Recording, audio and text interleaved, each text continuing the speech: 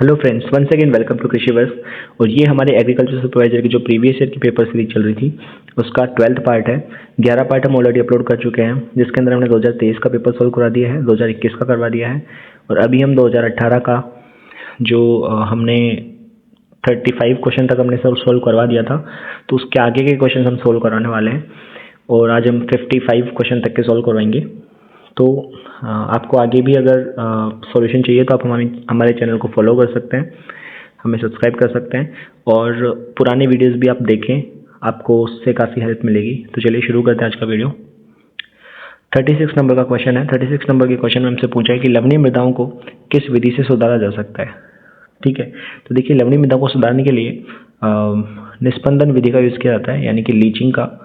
तो इसमें क्या करते हैं कि जब हम पानी भर देते हैं तो उसकी वजह से जो सॉल्ट्स होते हैं वो नीचे लीच हो जाते हैं, नीचे चले जाते हैं। तो इसकी वजह से इस वजह से हम इस तरीके से हम सैलाइन सॉइल्स को इम्प्रूव कर सकते हैं।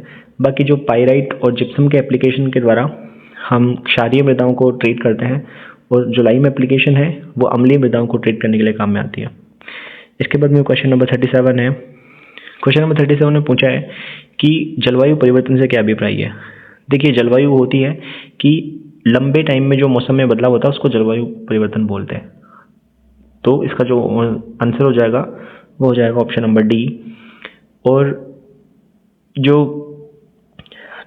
कम समय के अंदर जो चेंज होता है टाइम मौसम के अंदर, उसको हम मौसम में चेंज यानी कि वेदर चेंज बोलते हैं। तो ये हमारा 37 हो गया। इसके बाद में 38 नंबर का क्वेश्चन है। 38 के अंदर हमसे क्ले की साइज पूछी है। अब जो ISSS है, ISSS क्लासिफिकेशन या फिर इसको IUSS क्लासिफिकेशन में बोलते हैं, इसके अकॉर्डिंग जो साइज बताई गई है क्ले की वो है 0.002 mm से कम। तो इसका आंसर हो जाएगा ऑप्शन नंबर ए। ठीक है, इसके अलावा 0.002 से 0.02 mm तक ये होती है सेल्ट की साइज। उसके बाद में 0.02 से 0.2 mm होती है फाइन सैंड की साइज होती है। उसके बाद में जो कोर्स सैंड होती है उसकी साइज 0.2 से 2 mm तक की होती है और 2 mm से ज़्यादा होती है वो ग्रेवल्स की साइज होती है। इसके बाद है क्वेश्चन नंबर 39। क्वेश्चन नंबर 39 में हमसे पूछा है कि अमोनियम सल्फेट की इक्विवेलेंट एसिडिटी कितनी होती है। इक्विवेलेंट एसिडिटी से सीधा सा मतलब हो गया कि अमोनियम सल्फेट की हम जब 100 kg की मात्रा डालते हैं तो वो सॉइल के अंदर एसिडिटी रिलीज करता है। अब उस एसिडिटी को न्यूट्रलाइज करने के लिए हमें कैल्शियम कार्बोनेट कितना डालना पड़ेगा। कैल्शियम कार्बोनेट कितना डालना पड़ेगा, वही उसकी इक्विवेलेंट एसिडिटी हो जाएगी। अब जब हम 100 kg अमोनियम सल्फेट डालते हैं तो उसको न्यूट्रल करने के लिए हमें 110 kg जो है हमें कैल्शियम कार्बोनेट डालना होगा। तो इसका जो आंसर हो जाएगा वो हो जाएगा ऑप्शन नंबर सी। इसके बाद में आते हैं क्वेश्चन नंबर 40 पे। क्वेश्चन नंबर 40 में हमसे पूछा है कि कौन सा फॉस्फेटिक फर्टिलाइजर एसिडिक सॉइल्स के लिए, अम्लीय मृदाओं के लिए उपयुक्त है। तो इसका आंसर आ जाएगा ऑप्शन नंबर ए। इसके अंदर आ जाएगा रॉक फॉस्फेट, क्योंकि रॉक फॉस्फेट जो है ये एक प्रकार का बेसिक फर्टिलाइजर है। तो ये मृदा में जाने के बाद में बेसिस रिलीज करता है, जिसकी वजह से एसिडिक सॉइल के अंदर इसका यूज़ कर सकते हैं। बाकी ये तीनों हैं, ये एसिडिक है, तो आप अम्लीय मृदा में डालोगे तो और ज़्यादा अम्लीय हो जाएगी, इसलिए इनको यूज़ नहीं किया जाता है। रॉक फॉस्फेट साथ में फॉस्फोरस जो उसके अंदर फॉस्फेट होता है, फॉस्फोरस होता है, उसकी अवेलेबिलिटी भी बढ़ जाती है अम्लीय मृदा में डालने से, इसलिए रॉक फॉस्फेट एसिडिक सॉइल्स के अंदर किया जाता है। इसके बाद में आता है क्वेश्चन नंबर 41। क्वेश्चन नंबर 41 में पूछा कि बाइनियल वीड कौन सा है, द्विवर्षीय खरपतवार कौन सा है। तो इसका सीधा सा आंसर आ जाएगा यहाँ पे चिकोरियम इंडाइबस आएगा, इकोरियम लिखा हुआ है इन्होंने, बट ठीक है। तो चिकोरियम इंडाइबस इसका आंसर होगा। ये एक प्रकार का द्विवर्षीय खरपतवार है, 2 साल में अपनी लाइफ साइकिल पूरी करता है। यहीं पे मैं आपको बता दूं कि एविना फेटुआ जो है, एविना फेटुआ ये एनुअल है, यानी कि 1 वर्ष में कर लेता है, 1 वर्षीय है। और साइनोडोन डैक्टाइलियन और साइप्रस रोटेंडस है, ये पेरेनियल यानी कि बहुवर्षीय है। इसके बाद में क्वेश्चन नंबर 42। इसके बाद में हमसे 42 नंबर के क्वेश्चन में पूछा है कि एट्राजिन का लो कंसंट्रेशन में जब हम छिड़काव करते हैं तो उसके बाद वो किस प्रकार के वाष्पोत्सर्जन रोधी के रूप में कार्य करता है। तो इसका जो आंसर होगा वो होगा ऑप्शन नंबर डी, यानी कि स्टोमेटल क्लोजिंग टाइप का। इसके अलावा हम बात करें कि रिफ्लेक्टेंट कौन कौन से होते हैं, तो रिफ्लेक्टेंट के अंदर आ जाएंगे हमारे कैल्शियम कार्बोनेट और केओलिन वगैरह। इसके अलावा हम बात करें कि फिल्म फोमिंग कौन कौन से होते हैं, तो वो हो जाएंगे मोबिलिफ एंड पेक्लोबिटाजोल। उसके अलावा जो स्टोमेटल क्लोजिंग के अंदर एट्राजिन के साथ साथ एक PMA भी आता है।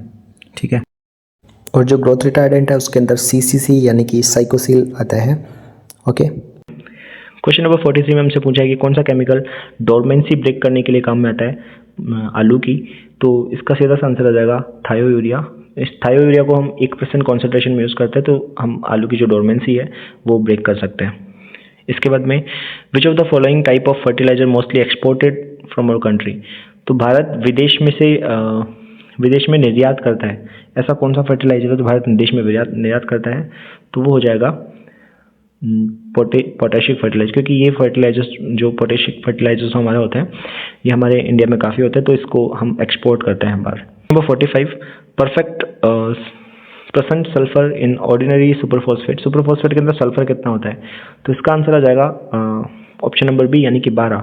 और इसके अंदर अगर हम बात करें कैल्शियम की तो कैल्शियम इसके अंदर होता है 19%, मैग्नीशियम इसके अंदर होता है 0.3% और फॉस्फोरस जो होता है इसके अंदर होता है 16%। ठीक है, तो 45 का आंसर आ जाएगा ऑप्शन नंबर बी। इसके बाद में क्वेश्चन नंबर 46 में हम जाते हैं कि राजमा के अंदर हम कितना नाइट्रोजन डालना होता है। देखिए इसका आंसर हो जाएगा ऑप्शन नंबर डी, जो कि 110 से 120 केजी पर हेक्टेयर डालते हैं। और वो इसलिए डालते हैं क्योंकि राजमा एक ओनली ऐसी क्रॉप है जो लेग्यूम होने के बाद भी नाइट्रोजन फिक्सेशन नहीं करती, तो नाइट्रोजन का स्थिरीकरण नहीं करती, इस वजह से उसको नाइट्रोजन की ज़रूरत होती है, इसीलिए इसके अंदर नाइट्रोजन डाला जाता है। बाकी किसी भी लेग्यूम्स के अंदर नाइट्रोजन की ज़्यादा डालने की ज़रूरत होती नहीं है।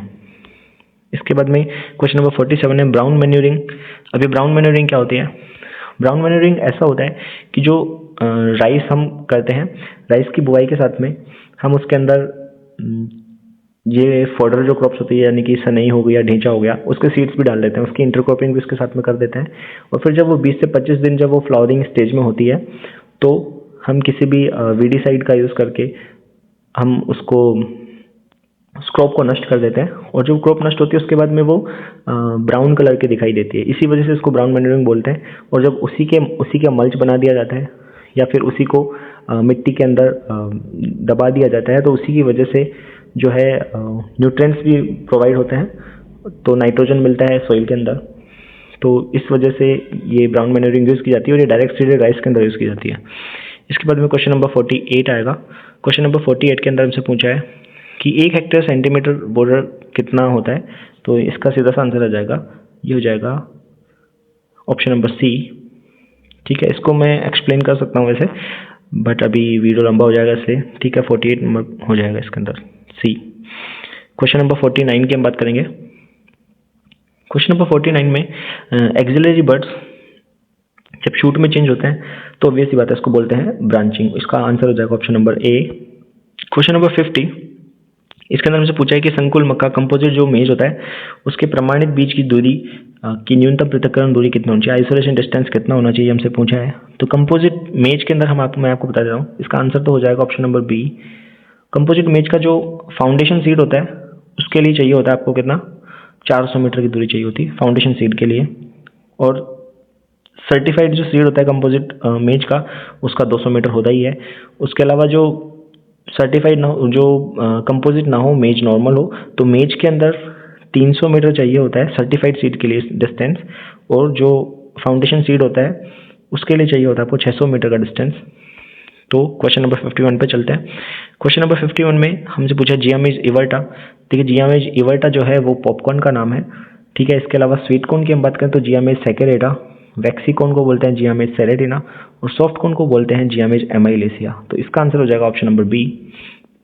क्वेश्चन नंबर 52 में हमसे पूछा है कि निम्न में से कौन सा एक क्लोरोफिल का अवयव है। क्लोरोफिल का अवयव होता है मैग्नीशियम। और ये मैग्नीशियम क्या करता है, जो पोरफायरिन रिंग होती है क्लोरोफिल के अंदर उसका जो सेंट्रल एलिमेंट है उसके रूप में मैग्नीशियम ही वर्क करता है, तो स्टेबिलिटी प्रोवाइड करता है ये उस पोरफायरिन रिंग को। ठीक है, इसके अलावा क्वेश्चन नंबर 53 में गली इरोजन किस प्रकार की स्टेज है। देखिए इसकी 4-5 स्टेजेस होती है। सबसे पहले तो अपना आता है स्प्लैश इरोजन, ठीक है, उसके बाद में आता है शीट इरोजन, उसके बाद में आता है रिल इरोजन, उसके बाद में आता है गली इरोजन। ठीक है, गली इरोजन, और एक लास्ट इरोजन आता है रेवाइन इरोजन। तो इस प्रकार से स्टेजेस होती हैं, आप इसको लिखिए। ये हो गया फर्स्ट, ये हो गया सेकंड, ये हो गया थर्ड, ये हो गया फोर्थ, और एक फिफ्थ होता है रेवाइन इरोजन जो होता है। इसमें से जो सबसे डेंजरस स्टेज होती है वो होती है शीट इरोजन फार्मर्स के हिसाब से, क्योंकि जो ऊपर की जो ऑर्गेनिक मैटर वाली जो सबसे उपजाऊ परत होती है वो इसके अंदर बह जाती है, तो सबसे खतरनाक यही वाला होता है फार्मर्स के लिए। इसके अलावा क्वेश्चन नंबर 54 पे चलते हैं। क्वेश्चन नंबर 54 होता है the nutrient element which controls movement of stomata and maintains the turgor of cells. तो स्टोमेटा की गति और पौधों की कोशिकाओं को स्थित बनाए रखता है। इसका आंसर आ जाएगा पोटेशियम, क्योंकि जो पोटेशियम होता है, पोटेशियम जब एंटर करता है गार्ड सेल्स के अंदर, जब दिन में जब लाइट होती है तो ये गार्ड सेल्स के अंदर एंटर करता है, उसकी वजह से जो उसका ऑस्मोटिक प्रेशर है वो बढ़ जाता है। उसकी वजह से जो पानी है वो गार्ड सेल्स के अंदर प्रवेश करता है, और जब गार्ड सेल्स में प्रवेश करता है तो गार्ड सेल्स जो है फूल जाती हैं, जिसकी वजह से रंध्र खुल जाते हैं। और इसकी विपरीत जो प्रक्रिया है, यानी कि गार्ड सेल्स का बंद होना, ये रात के टाइम पे होती है। तो इसका आंसर हो जाएगा ऑप्शन नंबर बी। इसके बाद में क्वेश्चन नंबर 55 पे चलते हैं कि दो मक्कों की दो पंक्तियों के मध्य उड़द की एक या दो पंक्तियां लगाना उदाहरण है। इसका आंसर आ जाएगा सैचर फसलों का। और सैचर फसलें वो होती है जब ऐसी दो क्रॉप्स को साथ में लगाया जाए जहाँ पे दोनों को एक दूसरे से म्यूचुअल बेनिफिट हो। तो अभी इसके जैसे हम ब्लैक ग्राम और मेज के एग्जांपल में हम लेते हैं कि मेज क्या करता है, मेज शेड प्रोवाइड करता है ब्लैक ग्राम को, क्योंकि ब्लैक ग्राम हाइट में छोटी होती है ब्लैक ग्राम, तो उसको छाया प्रोवाइड करता है। उसके अलावा ब्लैक ग्राम क्या करता है, ब्लैक ग्राम नाइट्रोजन फिक्सेशन करता है, तो ब्लैक ग्राम से नाइट्रोजन मिलती है मेज को। तो इस तरह से दोनों का फायदा होता है, इस वजह से इसको कंपेनियन क्रॉपिंग भी बोलते हैं। गार्ड क्रॉप के अंदर एक मेन क्रॉप को प्रोटेक्ट करने के लिए बाहर की जो रो होती है उसके अंदर किसी गार्ड क्रॉप को लगाए दिए जाते हैं। और सबसे अच्छी जो गार्ड क्रॉप्स है वो सैफफ्लावर है, यानी कि कुसुम। सैफफ्लावर जो है वो सबसे अच्छी गार्ड क्रॉप मानी जाती है।